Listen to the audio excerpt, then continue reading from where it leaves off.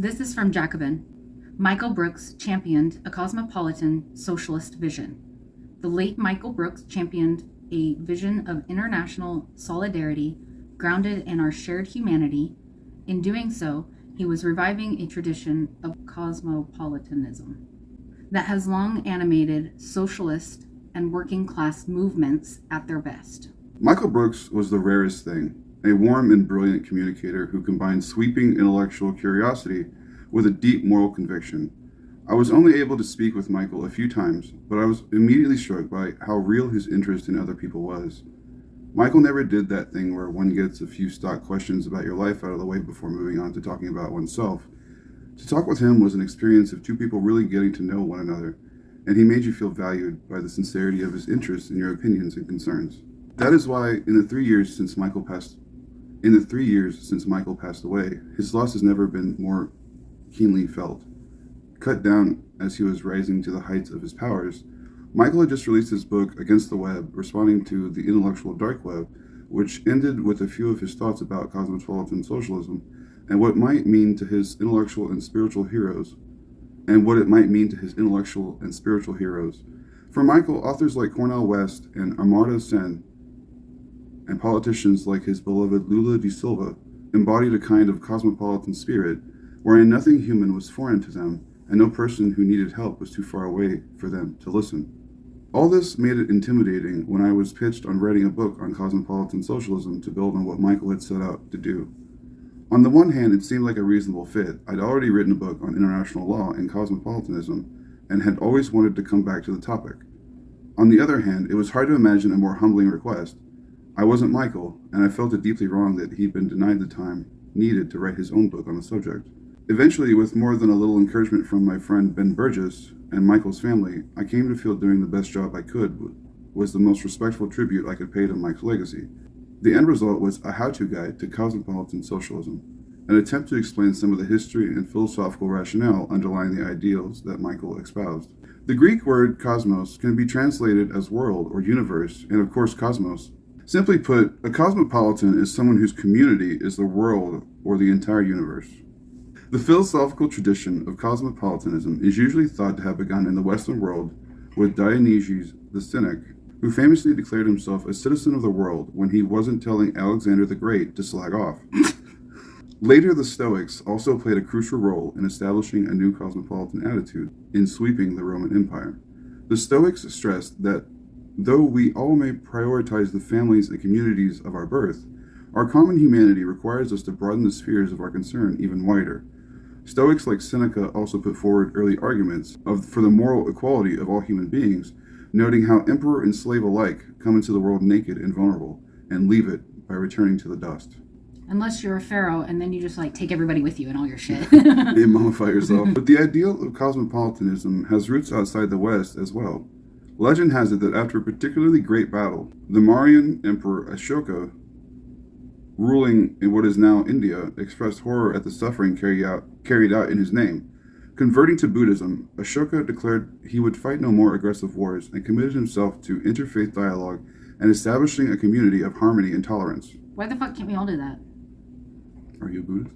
So I'm not a Buddhist, but I do think that our world leaders should be disgusted at the atrocities that are carried out in their names and turn to a internal dialogue of peace.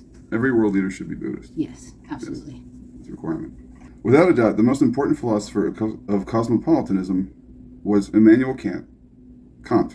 Kant is most famous for his epoch-making work on epistemology and consciousness.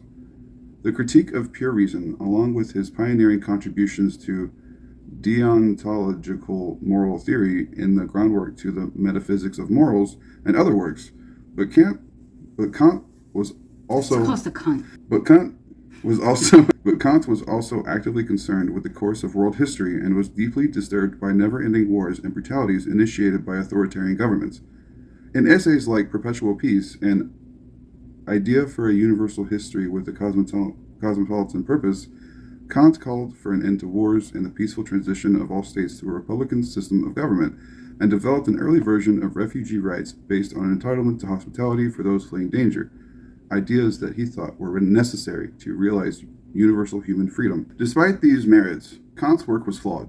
He defended racial stereotypes and at times flirted with excluding non-Europeans from his universalism. Criticisms of Kant have come from other corners too. In the philosophy of right, for instance, J.W.F. Hegel rejected cosmopolitanism in part because he felt its abstract universalism could never substantiate strong ethical commitments to others so far away. The nation-state would have to serve as the political locus of interpersonal loyalties. Karl Marx, in turn, launched a profound critique of Hegel's philosophy of the state as a stepping stone to his own ideas. For Marx, Hegel was right to see history as a process of expanding human freedom through the working out of social tension or conflicts. But the Hegelian reverence for the state showcased the limits of philosophical idealism, which saw history as driven by the development of ideas rather than by material forces and interests. Hegel claimed also that any tensions that emerged in the state must be managed by thought through the pacifying influence of statist religion and philosophy. Marx argued that, in fact, social tensions reflected real conflicts in the material relations of society, and religion and philosophy could at best give expression to those conflicts without resolving them. One potential conflict he observed lay in the tension between bourgeoisie nationalism's necessary role in providing an ideological basis for the emerging state and the imperatives of the emerging capitalist order, which demanded that capitalists supersede the barriers of the nation-state while disrupting local ways of life. In ideal times, the two could coexist harmoniously as they did in the mid-20th century era of strong national welfare states. You're like, you have to use like the religion of the state. My first thought is thoughts and prayers, guys. Thoughts and prayers. It's so we don't have to help you, but we can turn you to religion so you can pretend like there's something there. But in other contexts, they could come into conflict, as we've seen recently with nationalists' right-wing backlash against globalization and free trade in the United States, the UK, and across Europe. The problems of capitalism, Marx thought, could only be overcome by the transition to a higher form of society, and he believed the vehicle that would accomplish this was the international working class, which was subject to the domination of capital everywhere and needed to fight against it globally. This was the hope embodied in slogans like "Workers of the World Unite." But importantly for Marx, socialism wouldn't entail the replacement of one form of group domination by another. Instead, class hierarchies would be eliminated, with the free development of each becoming a condition for the free development of all, and human flourishing becoming an end in itself for the first time.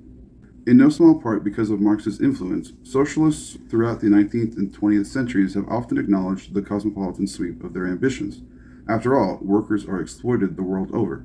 But this cosmopolitan orientation ran into severe challenges, ranging from the support of many socialist parties for nationalist militarism in World War I to the authoritarian degeneration of socialism in the Soviet Union and other purportedly socialist states.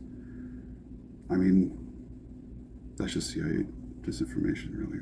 What? CIA lied to the people?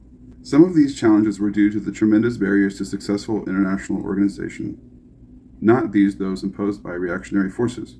But some of it emerged from the more general fact that, in the absence of worldwide revolution, the most admirable forms of social democratic and socialist organization were constructed at the level of the nation-state. The Nordic forms of social democracy in the West and many socialist, anti-colonial, and anti-imperialist movements in the global South are emblematic in different ways. Efforts were made by organizations like the Socialist International to organize social democratic states and parties into a more global movement, but none of these ever achieved the influence of capitalist financial institutions like the International Monetary Fund and the World Bank, in no small part due to the lack of powerful imperial backer like the United States. Despite this, the goal of a truly cosmopolitan socialism is a worthy one, as Michael Brooks well understood. In Against the Web, he acknowledged that many on the left might be skeptical for a variety of reasons. Some might look at existing antagonisms of interest between the ruling and exploiting classes and imagine that achieving a harmonious, equal society is impossible. I kind of agree with that. Yeah. Kids, I don't know how to tell you this, but the wealthy's not just going to hand their assets over. Others might argue that there are profound divisions between people of different cultures, genders, sexual orientations, and races, differences that might be so profound as to doom efforts to unite people around a universalistic socialist project. Michael was sensitive to these worries and acknowledged that socialists could not dismiss fights against non-class forms of oppression as less morally important than the global struggle against capitalism. With Nancy Fraser and other socialist feminists, he understood that there was no disconnecting the struggle against capitalist domination by capital from fights for gender and racial inequality. But Michael also believed we could achieve unity out of these differences, in part by celebrating human variety. He loved to point out that human beings of all kinds have constantly been in dialogue with and learning from one another, and that many of the differences we drew between ourselves and others look less significant when you step back and survey our shared histories of human life. We all bleed red. Ruminating on the ancient Western tradition, Michael reminded us that it was in fact highly geographical and intellectually diverse, and included African and Pan-Asian sources that are misleading, remembered as Greek or Roman. He thought that people should strive to emulate the curiosity and rigor of the Christian revolutionary intellectual Cornel West, who explores the echoes between Anton Chekhov and the blues with no interest in drawing artificial lines between cultures. Finding insight and even joy in these forms of unity from diversity is fundamental to the ethos of cosmopolitan socialism at its best. I follow my late comrade Michael in thinking we need to embrace the spirit and ethos by recovering the humanist universalism of Brooks, West, and Sen, and others. Taking seriously the cosmopolitan mantra that nothing human is foreign to us means pushing it to the conclusion that struggles against domination in one part of the world mean as much as struggles in another.